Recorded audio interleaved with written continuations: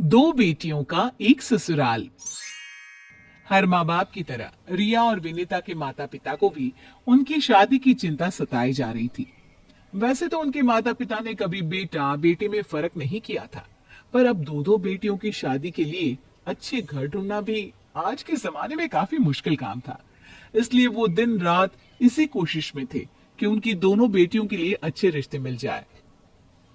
और नसीब की बात यह हुई कि उनकी दोनों बेटियों के लिए एक ही घर के दो लड़कों के रिश्ते आ गए। बस अब घर में उसी को लेकर बातें चल रही थी। एक बहुत अच्छा रिश्ता आया है तुम दोनों के लिए। मुझे लगता है हमें इस रिश्ते को हाथ से गंवाना नहीं चाहिए। हाँ, दोनों बेटियां एक ही घर में होंगी तो दोनों को एक दूसरे का साथ भी तो मिलेगा। सही कहा तुमने। इन दोनों बहनों की तरह वो दोनों भी भाई हैं। बड़े बेटे कुणाल का रिश्ता रिया के लिए और छोटे बेटे दीपक का रिश्ता विनीता के लिए भेजा है उन्होंने। तुम दोनों का क्या कहना है इस बारे में? अगर आपको लगता है कि ये रिश्ता हम दोनों के लिए अच्छा है तो आपको जैसे ठीक लगे वैसे ही कीजिए पिताजी। हाँ, और वैसे भी वो दोनों भी भाई हैं, जैसे हम दोनों बहनें हैं, तो मुझे नहीं लगता कि हमें कोई दिक्कत होगी उनसे शादी करने में। ठीक है, तो हम कल ही तुम दोनों के रिश्ते की बात पक्की कर देते हैं। रिया और विनीता के माता पिता ने उनका रिश्ता कुणाल और दीपक के साथ तय कर दिया और जल्दी ही उनकी शादी भी हो गई। पर शादी के बाद विनीता को पता चला कि दोनों भाई अलग अलग काम करते हैं। क्या आप एक कंपनी में जॉब करते हैं और भैया का खुद का बिजनेस है? आप दोनों अलग अलग काम करते हैं? हाँ, मैं अपने दम पर आगे बढ़ना चाहता हूँ, इसलिए मैंने भैया का बिजनेस ज्वाइन नहीं किया। हाँ, अभी मेरी सैलरी इतनी ज्यादा नहीं है, पर आगे भविष्य में बहुत कुछ कर दिखाऊंगा। इसका मतलब रिया के पास बहुत पैसे हैं और मुझे हर एक चीज के लिए रो रो कर मांगना पड़ेगा। क्या किस्मत है मेरी, एक ही घर में दो बहनें हैं, पर वो इतनी अमीर और मैं इतनी गरीब। अब तो वो मुझे हर बात पर नीचा दिखाएगी। विनीता के पति के पास पैसे कम जरूर थे, पर वो विनीता से बहुत प्यार करता था। कभी उसके लिए गजरे लाता तो कभी पानी पूरी खाने ले जाता, घर के कामों में उसकी मदद भी करता था। वहीं दूसरी तरफ रिया के पति के पास पैसा तो था, लेकिन रिया को देने के लिए समय कम था। ये क्या बात हुई जी, हमारी नई नई शादी हुई है पर आपके पास मेरे लिए वक्त ही नहीं है। जब देखो बस काम काम काम। मैं तो जैसे आपके लिए कुछ हूं ही नहीं। तुम जानती हो ना मेरे सर पर कितना बोझ है काम का। पैसे ऐसे नहीं आ जाते, उसे कमाने के लिए मेहनत करनी पड़ती है। अरे पैसा थोड़ा कम भी होगा तो चलेगा, पर हमारे रिश्ते को समय ना देना ये भी तो गलत है। मैं जा रहा हूँ ऑफिस, मुझे लेट हो रहा है। तुम करती रहो शिकायत। क्या किस्मत है मेरी, मेरे पति के पास तो मेरे लिए समय ही नहीं है।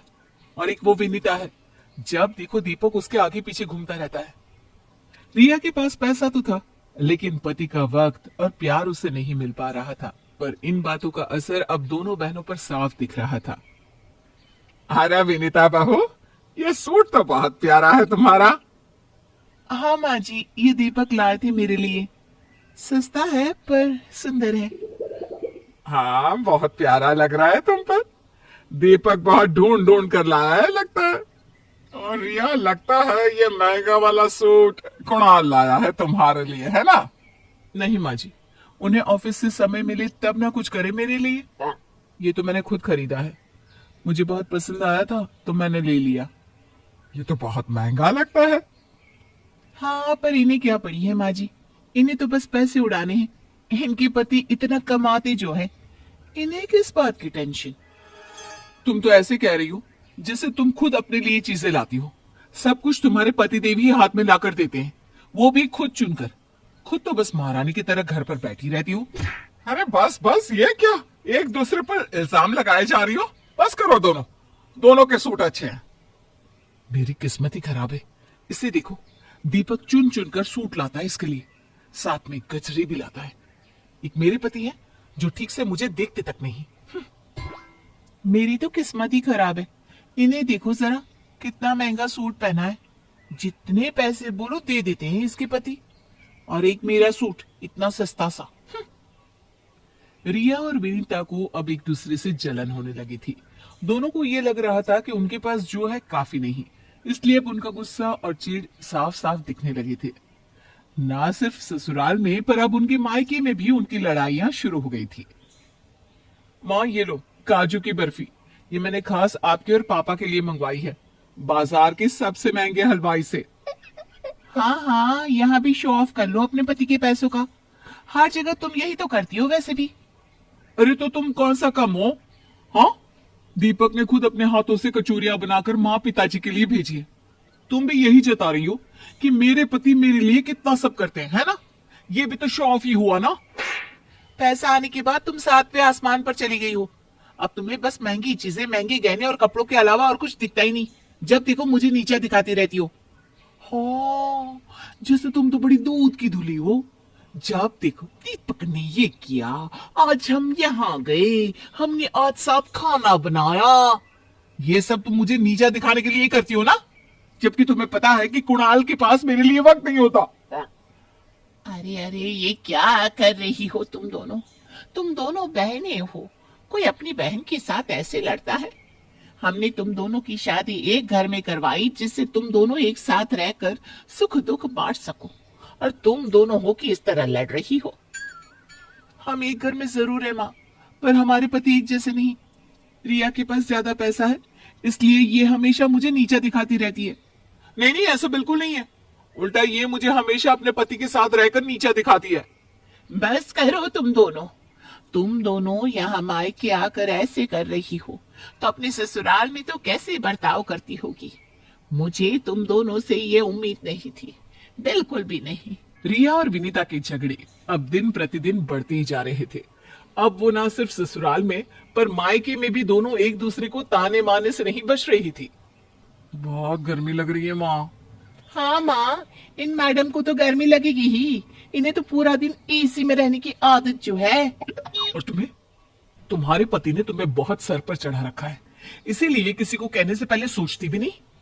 अरे मैं तो भूल ही गई थी कि तुम्हें तो कुछ बोल भी नहीं सकते। हाँ, तुम्हारे पास इतना पैसा जो है। अरे रे, चुप करो दोनों।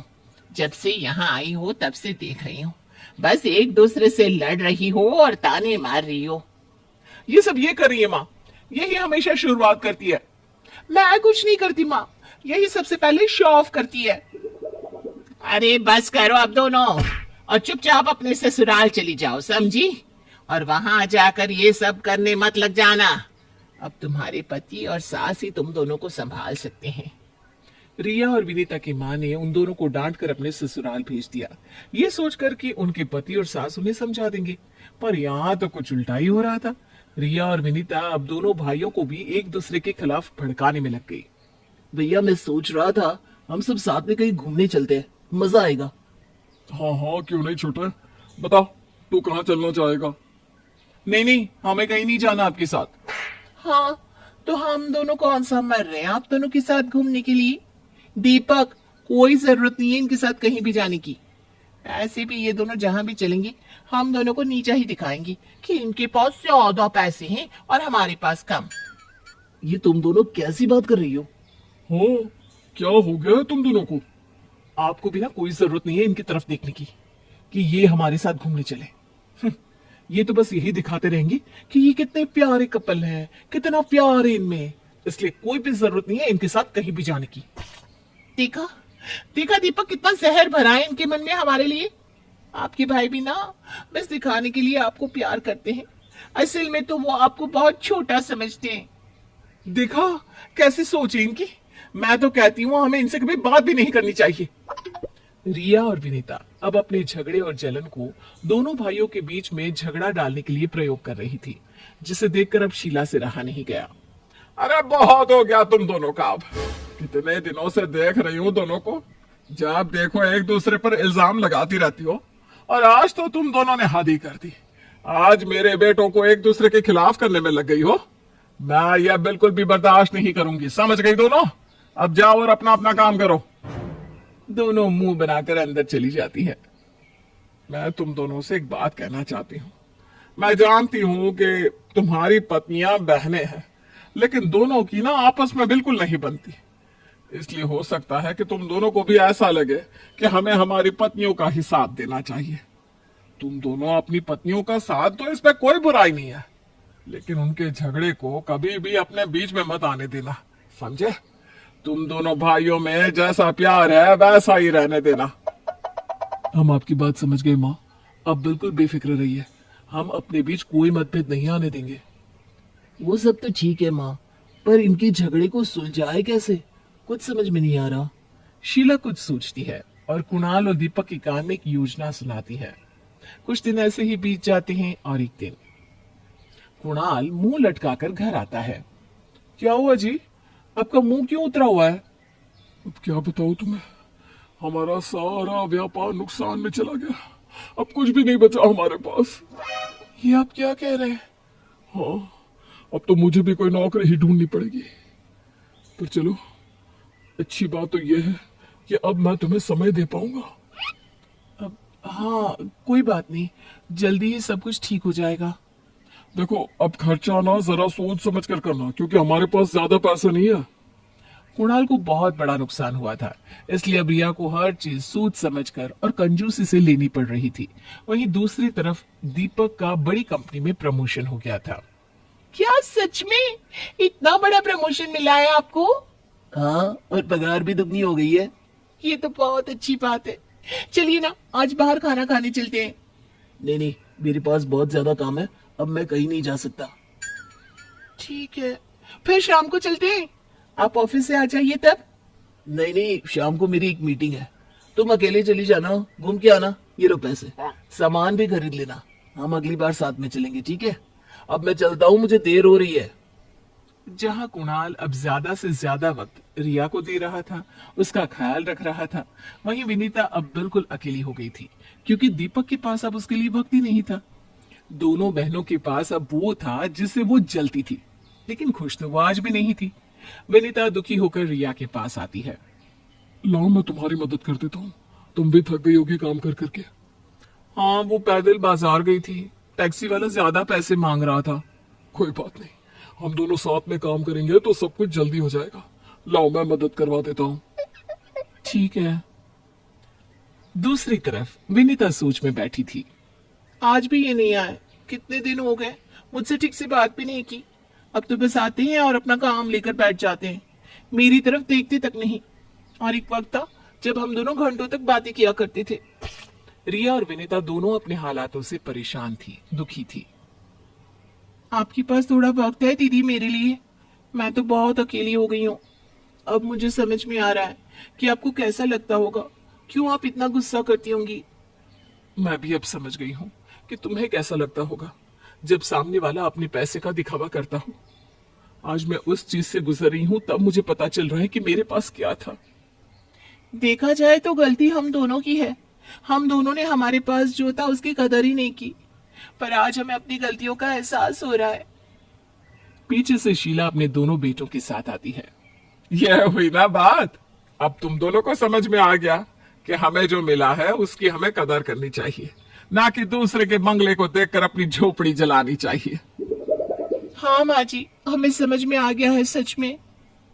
तो ये लो, अपने अपने पति।